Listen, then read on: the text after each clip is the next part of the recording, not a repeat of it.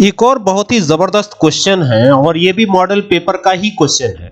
Simple सा question है, आपको ये पता ही होगा कि ये एक स्ट्रिंग है क्योंकि ये सिंगल इन्वर्टेड कॉमा में लिखा गया है, तो इसे बोलेंगे स्ट्रिंग डेटा टाइप, इसमें तो कोई डाउट ही नहीं है। ठीक है, अब यहां पर आते हैं। ये स्ट्रिंग कुल मिला के एसटी के अंदर स्टोर है और यहां प्रिंट करवा लिया गया, ये प्रिंट फंक्शन है और इस पूरे को मिलाकर के बोले तो ये प्रिंट स्टेटमेंट है। ठीक है, तो फिलहाल इसको प्रिंट करवाया गया है और यहां से स्प्लिट एक प्री डिफाइंड फंक्शन का यूज किया गया है। यहां पे देखिए एक प्री डिफाइंड फंक्शन स्प्लिट का यूज किया गया है और इसको रखा गया है डबल इन्वर्टेड कॉमा में। किसको? आई को डबल इन्वर्टेड कॉमा में रखा गया है।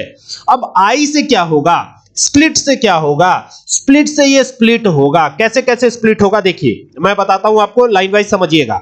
जैसे W से स्टार्ट है, WATER वाटर हो गया, फिर S लिखा हुआ है, फिर K लिखा हुआ है, और चूंकि I से ही स्प्लिट हो रहा है तो बस यहीं पे ये रुक जाएगा और दूसरा जो पॉइंट बन जाएगा वो बनेगा SK के बाद क्या बनेगा, अब स्प्लिट हो जाएगा K तक, फिर I दो बार आया है तो कोई मतलब ही नहीं है, फिर N हो जाएगा, फिर G हो जाएगा, फिर एक बार और ये स्प्लिट होगा और N और G बनने के बाद यहां देखिए फिर I से स्प्लिट होगा तो क्या बनेगा, S बनेगा, गैप है, T है और H है, फिर R है, ये आ जाएगा एक में।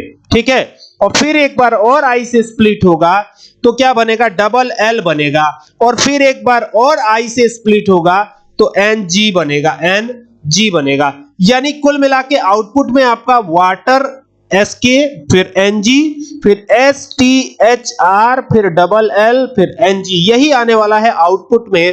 तो एक बार इसको चलाया जाए, देखा जाए कि ये क्या सही है गलत है। तो यहां पर मैं ओपन कर रहा हूं पाइथन की आइडियली, ये ओपन हो गई पाइथन की आइडियली और इसी पर हमको करना है ये प्रोग्राम रन। ठीक है, तो यहां से न्यू फाइल लेते हैं और इस प्रोग्राम को कर लेते हैं रन, देखते हैं क्या आंसर आ रहा है। ठीक है, तो यहां पर आप देख सकते हैं, इसको यहां से सेव करूंगा, ये सेव पे गए, हम क्लिक कर दिया और यहां से ना किसी भी नाम से इसको सेव कर लेते हैं। ये सेव कर लिया हमने और जब इसको चलाएंगे ना तो आप देखेंगे कि आउटपुट बिल्कुल सेम आ रहा है। तो आप देखिए पहले WATER SK और फिर देखिए यहां पर ये चूंकि गैप था तो गैप वाला हिस्सा तो ऐसे आ जाएगा ना, गैप वाला हिस्सा तो खाली रह जाएगा, तो गैपिंग को खाली छोड़ दिया गया है। NG आ गया है, फिर S आया है, फिर THR आया है, फिर डबल L आया है, लास्ट में NG आया है और बाकी का ये जो दिया गया था ये भी साथ में आएगा। तो बिल्कुल वही आउटपुट है जो मैंने बताया था, देख सकते हैं यहां पर सेम वही आउटपुट है ना।